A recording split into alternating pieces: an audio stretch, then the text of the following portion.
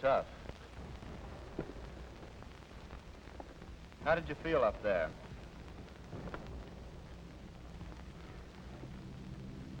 I don't know. All mixed up in my head. I just sort of lost control. You say you've never been like this before? Never before. Smoke? Bill Brown's anxiety reaction is fairly severe and is characterized by tremor and manifestations of panic.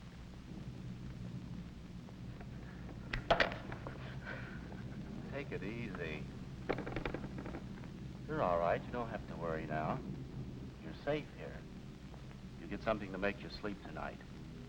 Then tomorrow you'll go back to another hospital for a while and get a good rest. Kelly? Yes, sir? Bill Brown has had it tough, but with time and care, his basically sound personality will reassert itself. In a second case, the anxiety symptoms are milder. Tell me, soldier, what's your trouble? Well, sir, up on the line, we got into pretty heavy shelling.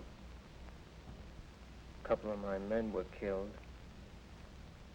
And another shell came in, broke my rifle. Picked me up and threw me off a ways. Yes. Go ahead. I guess I ran. Must have. Get 150 yards ahead of the company. Then what happened? When I came to, the lieutenant was shaking me. I was crying. Don't remember much after that. How do you feel now? Shaky inside now. What do you mean? I can't exactly explain it. Feel it more inside than I do outside. A kind of boiling feeling. How long have you been in combat? 9 months now, sir. Have you been wounded? Once. How did you feel after you were wounded? Before I was wounded, I wasn't jumpy. After that, I was very jumpy. Guess I haven't got it anymore. The way I used to. You've had a common experience. Nothing to worry about. Your nerves are on edge. You're frightened. We'll see that you get a chance to clean up, get some hot chow, and rest. I'll give Here, you something reassurance is essential. The patient must understand that his case is not unusual and that it is nothing to be ashamed of. He's told that he will recover soon and completely. That's all. Thank you, sir. In the division area, the patient rests and relaxes under the supervision of experienced medical personnel. Here, sleep and plentiful regular meals exercise their beneficial effect. Relaxation and a return to normal social relationships promote a general sense of well-being. After a few days, the patient is interviewed again. Let's see. You've been here 3 days now. How do you feel? Pretty good. I've calmed down a little bit. Feel a little bit better. I had a fairly good sleep last night. Have any medicine to make you sleep? No, sir. Slept well without it? Yes, sir. How do you feel about going back to your unit again? Think you could do a job? Well, sir, I think I can. Good. You'll be ready for that in 4 or 5 days. I'm sending you to our retraining unit. We'll get some marches, exercise, and work out with your equipment. Sound okay? Yes, sir. What you've had was like a safety valve, a way of letting off steam. Everybody has it. Anything else? No, sir. Those patients that show a speedy and definite improvement are moved to an adjacent area.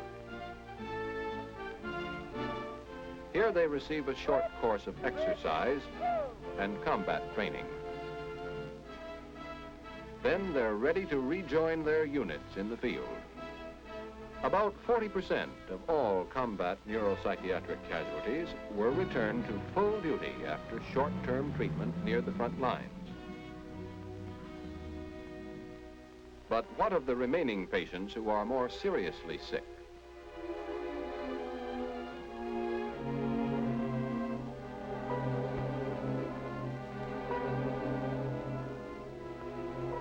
The further disposition of these cases is decided by the examining psychiatrist.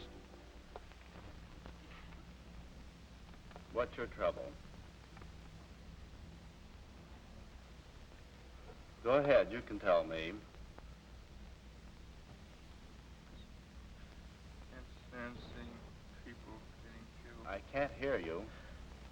Can't stand seeing people killed Where did you see people killed?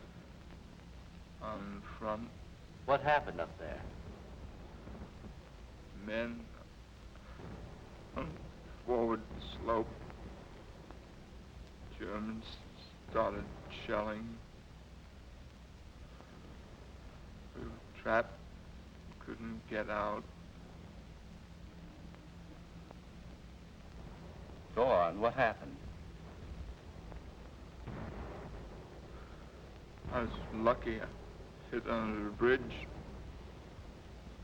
Started shelling again. I went crazy. Started running. How do you feel about that? Leaving your buddies. Should be in stockade. How do you feel right now? All right. Nothing wrong with me. What were you afraid of? Everything. What in particular? What in particular? Dead. Dead what? Dead people. I can't hear you. Can't stand seeing dead people. What does that do to you? Scares me. Well, dead people can't hurt you. But I've been telling myself for years that I can't stand to look at it. Corporal, I'm going to send you back to another hospital where you can get some rest and treatment. In a couple of days, you'll begin feeling better. How does that sound to you? Anything but going back up there. Now, look, you're going to be all right when you get back In to the addition other to hospital. severe anxiety, the patient is deeply depressed. His speech and reactions are retarded, and he has a characteristic feeling of guilt. He will require more extensive observation and treatment in a psychiatric installation farther behind the fighting front. Often, a seasoned soldier reaches the breaking point after many months of duty. What happened? Well, I've been going quite a long time without any trouble. But now the shelling gets me. How long have you been in the Army? 34 months. How much combat? I went through Africa, Baltuno, Anzio, up to there. Ever lose any combat time? No, sir. You've had about 320 days then. Yes, sir. How long have you been a staff sergeant? Think about 4 months. Have you done a good job at it? Yes, sir. Until now. I'm no good now. What do you think's wrong with you now? Sir, I feel I've gone about as far as I can go. Feel I've taken about enough. Do you think you're sick? No, sir, but just no good anymore. Can't stand shelling.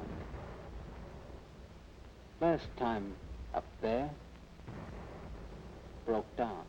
What do you mean, broke down? Didn't know which way to turn. Ever have this trouble before?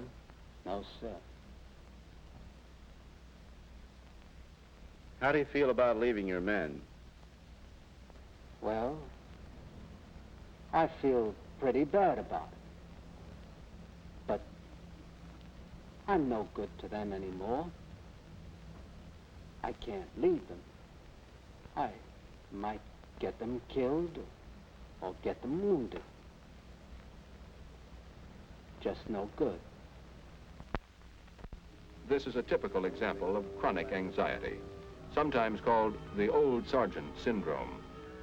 Along with other severe casualties, he is sent to installations in the Army zone where additional facilities are available for prolonged psychiatric treatment.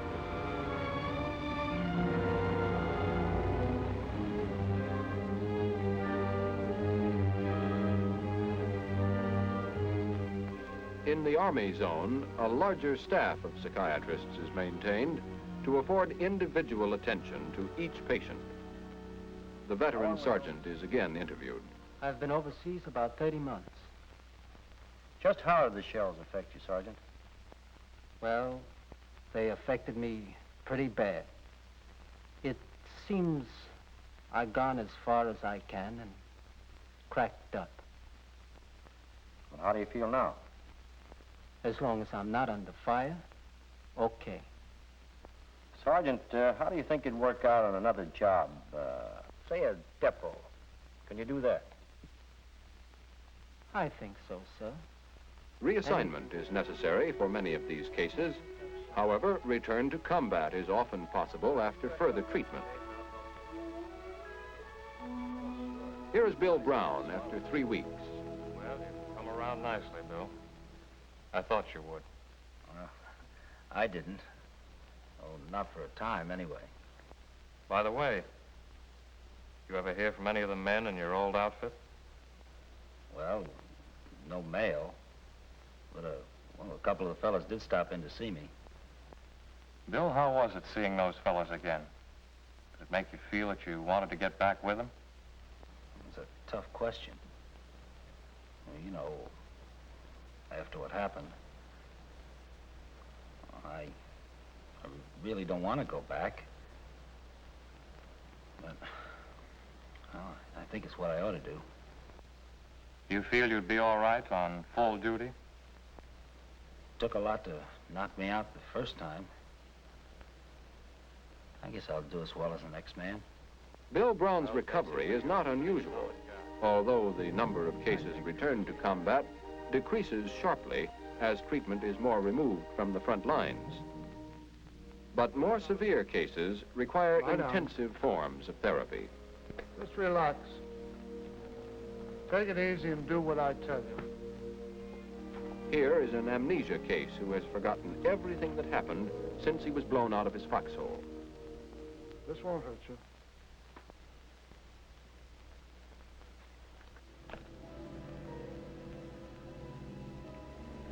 Count slowly now. 1, 2, 3. The injection of a sedative allows the patient to relive his battle experiences and, with the doctor's 32, help, go on. face them again. 33. 34. 34. Now, Alan, you're on the battlefield. The shells are coming in. What's that shell? Duck. Get in the hole. Shells are bursting all around. Where are you? Where are you? In the hole. Everybody's dead. What happens now? Take the ridge. And lose a lot of men in the company. The Germans surrender.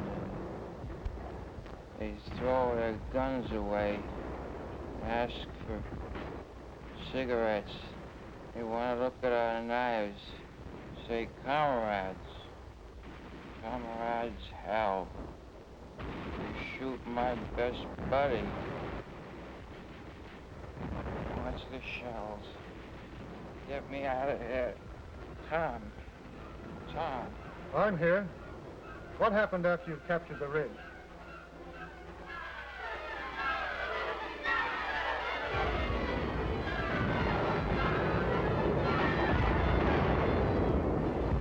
Well, I have to go back there again. You'll be all right. You're safe now. Safe now. Wake up.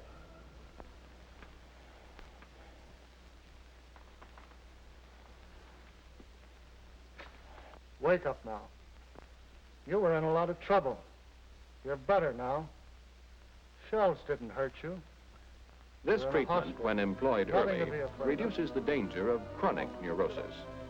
Although not a magic cure-all, it often produces dramatic results with the acute neuroses resulting from the stress of battle. Let's see, Corporal. The retarded Okay, patient well, in later 4 interviews days ago. is still depressed and anxious, but his depression and feelings of guilt have lifted enough so that he is better able to respond to the interviewer. What sort of a person were you as a child? Wasn't sick much. Had a inferiority complex, pretty bad. Just what do you mean? Well, when I was a child, I didn't think I was as good as anybody else. Did you go in for sports and play with other children? Oh, no, sir, I was the trouble. I couldn't make any friends. How did you react as a child to dead people? Oh, I couldn't look at them. How did they make you feel? I couldn't stand anything bad. Did you ever get into a fight? Oh, no, sir, I never cared for fights. I saw a man killed once in a street fight. Head hit the curb. Just lay there. They covered him up. Oh, I was scared. Scared to tell my parents. Had nightmares about it for years. How old were you then? It was about 6. Did anything like that ever happen again? Not till I got into combat. What do you think is wrong with you? Oh, I don't know, sir. Everything seems kind of hopeless. Well, it's not as bad as you think. I've seen a lot of people with the same thing. It'll take time, but you're going to be all right.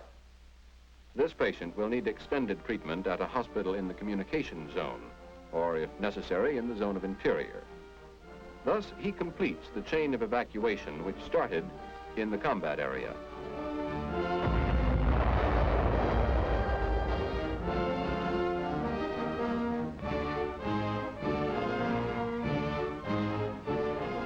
From the front lines, the neuropsychiatric casualties were sent to nearby clearing stations for screening and treatment. Here, approximately 40% of all neuropsychiatric casualties were returned to full duty. The remaining patients were evacuated to Army installations where intensive treatment salvaged an additional 20%. A large number were reassigned to limited service. More serious cases were then sent back to the communication zone level. At this level, only 1 to 2% were returned to combat. Patients reassigned bring the total from base and Army level to nearly 30%. Approximately 10% of the original neuropsychiatric patients are evacuated to the continental United States. This system of neuropsychiatric treatment afforded early and intensive care. It returned a large proportion of soldiers to combat and salvaged many for useful reassignment. But for the more serious cases, the next step is evacuation and the long voyage home.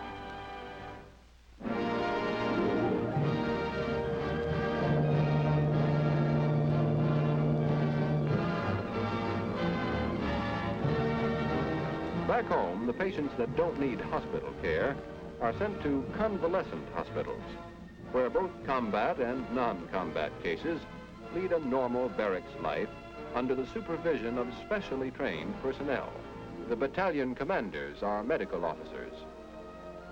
Severe cases, both combat and non-combat, are treated at the general hospitals, some of which are devoted exclusively to the care of neuropsychiatric patients. Here, all techniques of psychotherapy are employed.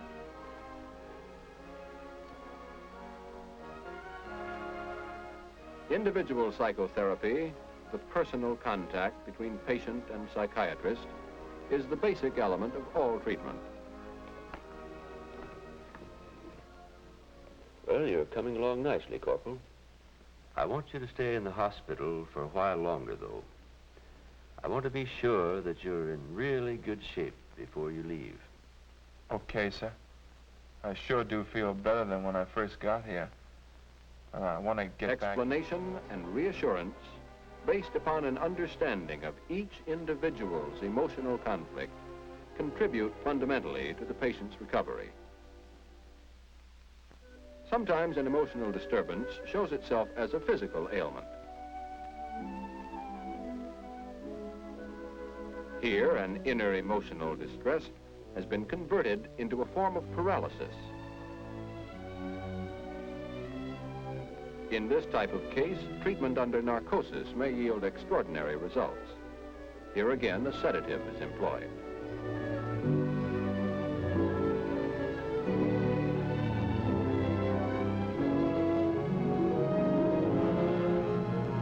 Under the influence of the drug, the patient's mind becomes more open and receptive. While the patient is in this highly approachable state, the doctor employs the power of suggestion to pave the road toward recovery.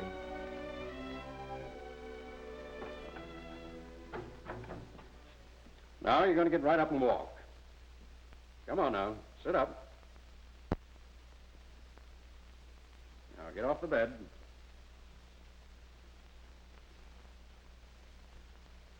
Put your feet right down on the floor.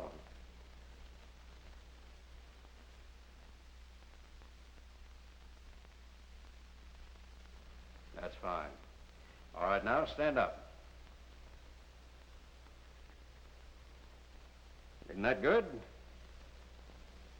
All right, now walk out there. Walk right over to the ward man, all by yourself. Go ahead, you're doing fine. All right, now turn around and come back to me. Come on now. Now, I'm going to let you go back to sleep, and when you wake up, you're going to keep right on walking. How about it? Thanks a lot, Doc. Righto.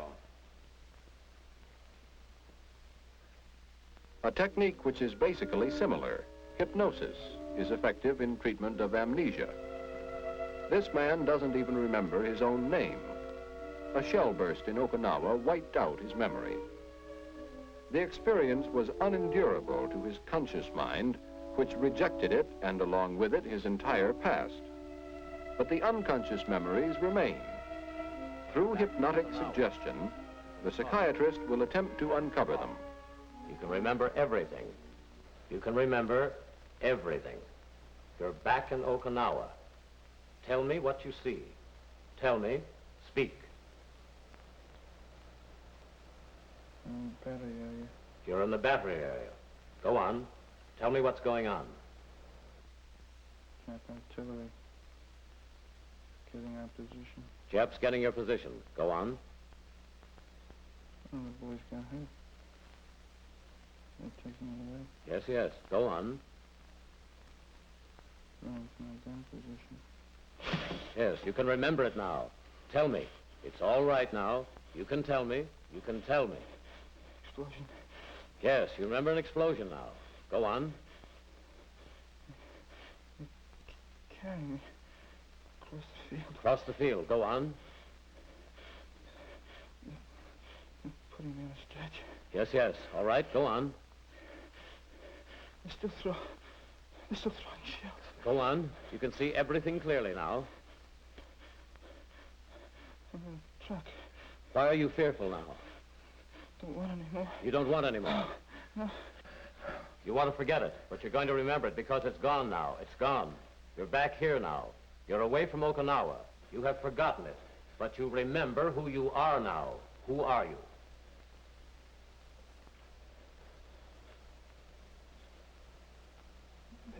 Bates. That's right.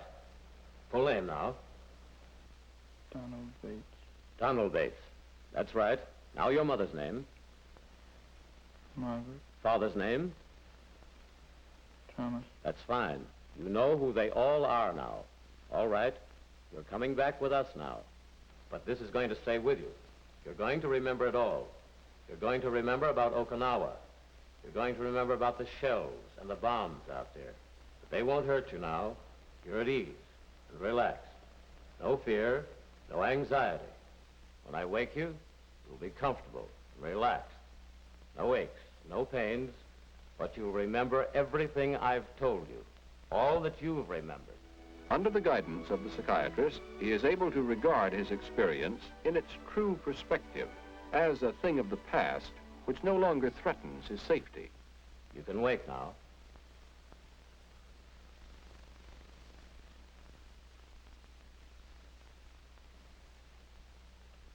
Well, how are you? Pretty good. Now he can remember. At the General Hospital, all facilities are available for the most advanced treatment.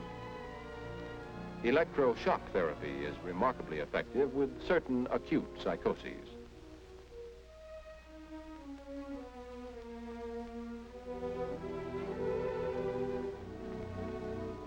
The continuous tub treatment is also an effective method of sedation for severely disturbed cases.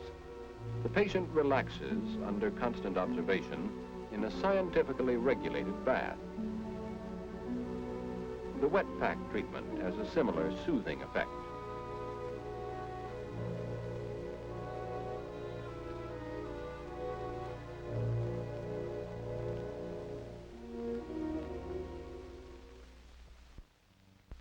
Individual treatment is supplemented by group activities.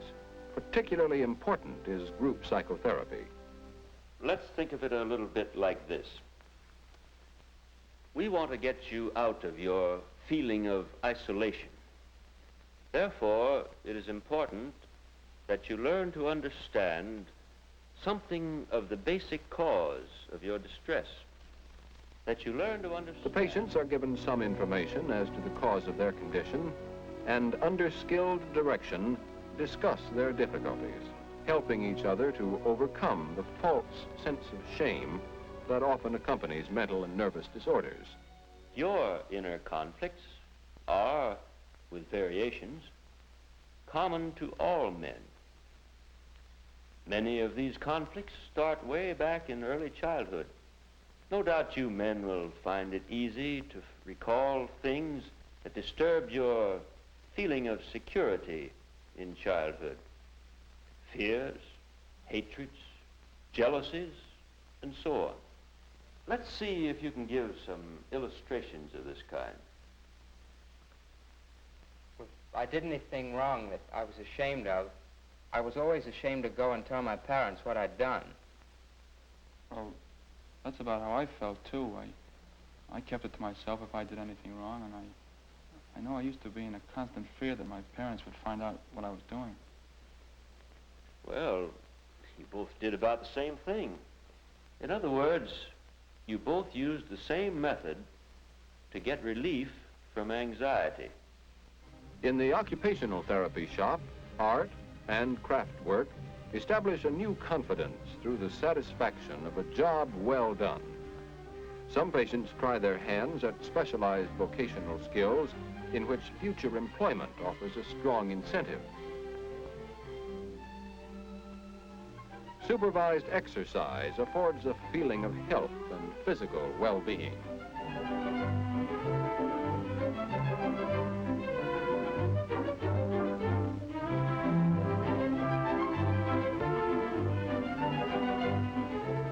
give and take of competitive sports rebuilds confidence in badly shaken personalities.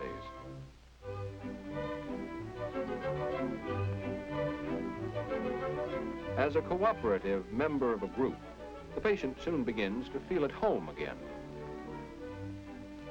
Entertainment and social activities are vital steps in the patient's readjustment to normalcy. And throughout, there is the continued individualized contact between doctor and patient. Oh, hello there. Come in. I was hoping you'd drop in. Sit down. Thank you, sir.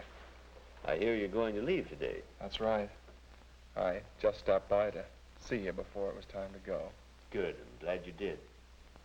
How are you feeling? Glad to get away? Well, you know how it is. I've been waiting for this for a long time. This is a pretty big day in my life. Of course it is. I hate to see my prized patients leaving, but what can I do? Well, goodbye, and best of luck to you. So long, Captain. And thanks.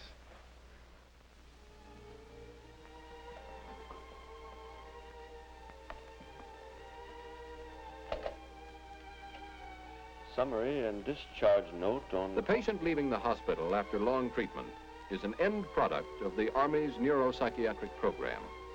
This program deals with complex and difficult problems, which have their beginning where the Army begins, in the induction center.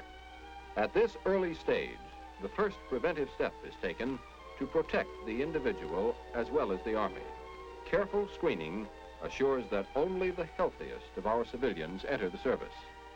The preventive approach is implemented by an educational program in mental hygiene. Emphasis is placed on those facts which build and sustain the morale of Army personnel.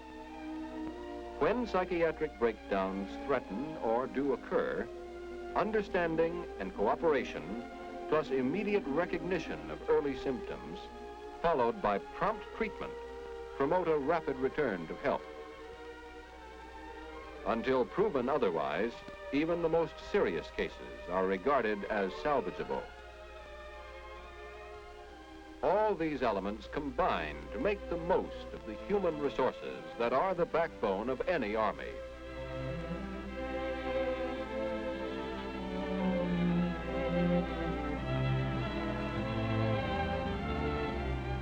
An army is no stronger than the population from which it is drawn.